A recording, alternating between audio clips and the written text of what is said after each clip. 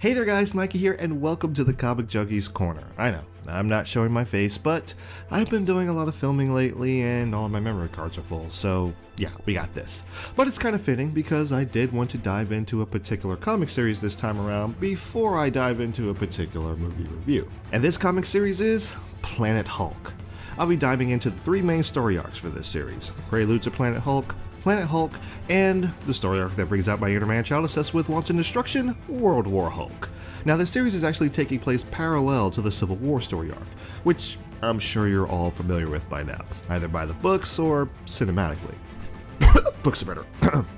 Anyway, it's important to know this because this series almost serves as one of the catalysts for the events to come in Civil War. Now before I dive in, there will be a few mild spoilers as I'll talk about a few key plot points, but no major spoilers such as to detract you from reading these yourselves, because if you haven't, you should. So without further ado, let's dive in. Now Prelude to Planet Hulk is a short series that starts with the Hulk being sent on a mission to disarm a bomb. Okay, I know that sounds weird, but to be fair, it's a gamma bomb, and gamma radiation is Banner's specialty, and the Hulk is in his gray form where he can retain his intelligence and while still having the personality of the Hulk. Yeah, okay, just go with it, okay? Unfortunately, the bomb goes off with him directly in the blast, causing him to Hulk out. I know what you're thinking, wasn't he already in Hulk mode? My answer? Exactly. So basically, you get this multiplied by 2. Yeah, somehow Giant Rage Monster doesn't quite do it justice. Luckily, the Thing and the Human Torch are there to stop the Hulk. And when I say stop, I mean gets their asses handed to them long enough for him to calm down. Hey, whatever works. I especially like some of the artwork in this series, like this one with the Hulk towering over the Thing, which is both funny and super threatening at the same time. After these events, however, a secret plan is hatched to rid the Earth of the Hulk for good, as he is deemed too dangerous. Who makes this decision? The Illuminati?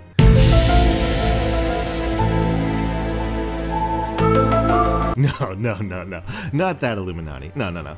We're talking about Charles Xavier, Reed Richards, Tony Stark, Namor, Black Bolt, and Doctor Strange. Now, see, it's completely different. See, this Illuminati consists of several powerful people with lots of influence that get together and make decisions that affect the entire world because they believe it's for the greater good. See, nothing like the actual Illuminati. This first arc literally just serves as the title says. It's a prelude.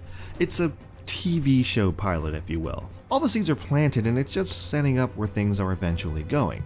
It's not really meant to have an overall story arc per se, but more so grab the reader's attention and entice him or her to read more. And it worked on me because I immediately jumped into the next arc, Planet Hulk. Now this story arc has actually been adapted twice. One is a really decent animated movie and the other, well, we'll get to that in another video. But this is the part where things start to happen. To start things off, the Hulk is tricked into boarding a ship believing he is on a mission, only to have the ship take off into outer space and head for a planet where the Hulk would be completely isolated. The idea was that he would not be able to hurt anyone anymore, and as Tony so caringly puts it, Banner would be able to get what he always wanted, to be left alone. Okay, so right off the bat, you can really see how rotten this is. Look, I'm not without understanding that the Hulk is indeed one of the most potentially dangerous beings on Earth, but anyone with an ounce of compassion knows that he did not deserve this. Especially when you figure out that there was an ulterior motive to get the Hulk off the planet because certain people knew of a certain registration law that was coming down the pipeline that would most likely divide the superheroes and cause, oh, I don't know, a civil war? Yeah, it's pretty obvious that Banner would never have sided pro-registration, and with him on Cap's team, well, Cap only had to say one thing to him. And Hulk. Smash. It's also important to note that Charles Xavier and Namor were not on board with this decision. Charles was actually not present because he was away dealing with other X-Men matters, and Namor actually voted against it. Despite all the things the Illuminati have done, this was the one thing that Namor actually felt was stepping way over the line. Largely because instead of trying to help find a cure for the Hulk's just been simply used as a weapon, constantly. And I personally agree with Namor. He actually warns that with one of my favorite lines: he'll come back, he'll kill you, and he'll be right. Anyway, the ship gets off course due to the Hulk thrashing, which, I mean, who wouldn't be in a rage mode at this point, and the ship crashes into Sakaar, where the Hulk is taken into slavery and forced to fight for entertainment, along with many others. And this is where the Hulk becomes angry and engages in battle. Except I'm not talking about the Coliseum bouts. I mean, don't get me wrong, they are pretty cool. I mean, the Hulk is fighting warriors who are pretty much on par with his strength. But no, I'm actually talking about the Hulk's internal struggles. It's surprisingly emotional. You can feel the depression he's in, the anger towards being betrayed by those who he thought cared about him, and the anger towards himself for just being who he is. Though the other prisoners look up to him as a hero, he refuses to be that hero because, well, look where trying to be a hero got him. And when others wanted to rise up to fight for their freedom so they can go back home, he doesn't care to simply because he feels he has no home to go back to. And it's really sad. He eventually does realize he can start over here as over time his barriers break down and he forms bonds with his fellow prisoners, and they eventually do rise up and fight successfully for their freedom.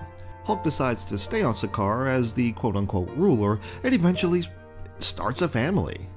Yeah, that happens. This story arc is such a mixed bag of things that you just don't expect to get, but that is in no way a bad thing. When you think of the Hulk, you think more action and thrill rides, and you do get that here, but you also get some really heartfelt drama and a pretty decent character-driven story. And dang it if you don't feel so happy for the Hulk at the end of this series. Until the explosion.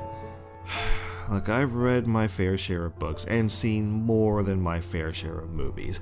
Rarely do I actually get angry to the point where I develop an extreme distaste for fictional characters.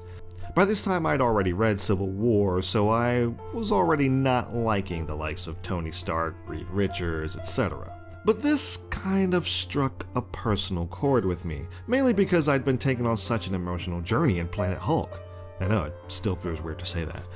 But all happiness comes to an end when the ship the Hulk was transported in, we find, was rigged to explode, wiping out most of the inhabitants of the planet, including his new love, who was carrying his unborn child.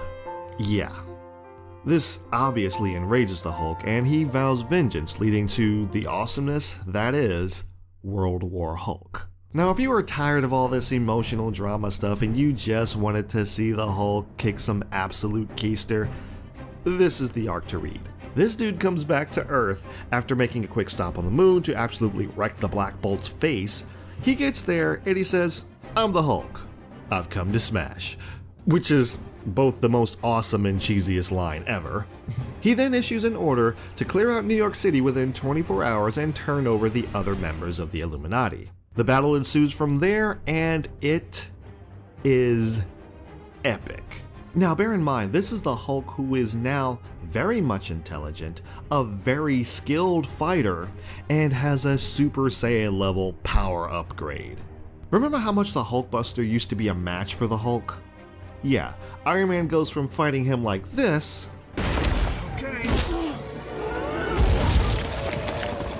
to fighting him like this.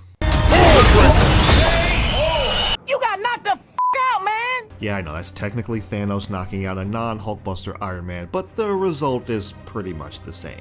Now, granted, you can read just this arc and get an understanding of why things are transpiring the way that they are, if you just want some good old-fashioned, butt-kicking Hulk comics. But if you want the full experience, it's best to read the entire series. Because when he comes to Earth with the intentions of getting revenge, I am 100% siding with the Hulk. But I will admit, though I am understanding of his position, he does go a bit too far and kind of loses himself in this vengeance mission. Dare I say it, it actually becomes pretty hard to read. I won't spoil the ending, but I will say there is a twist of which I'm still on the fence about. I kind of feel like the writers didn't know how to end it, and it's kind of disappointing, but it doesn't ruin the experience of the series. There are a couple of spin-offs as with any big Marvel event, but like with most of the spin-offs, they're mostly filler with a couple of key points of information wedged in. I'm not going to detract you from buying them, but you can get pretty much everything you need from the main story arc. If you're a Marvel fan, you'll definitely want to pick up this series. And if you're just curious about certain scenes in Thor Ragnarok and what they were loosely based on, it's still a good read that is totally worth your time. So pick up the trades, buy them off Amazon, order them from your local comic store, and just, you know what to do, kick on the reading lamp and just enjoy a time well spent. And speaking of time, I believe that's all the time I have for today, so I'd like to thank you for your time and for tuning into the Comic Junkies Corner on McBlam Entertainment, where we try to bring a little bit of enjoyment to your day every day. And as always, thank you guys so much for watching. I really appreciate it, and I will see you in the next video.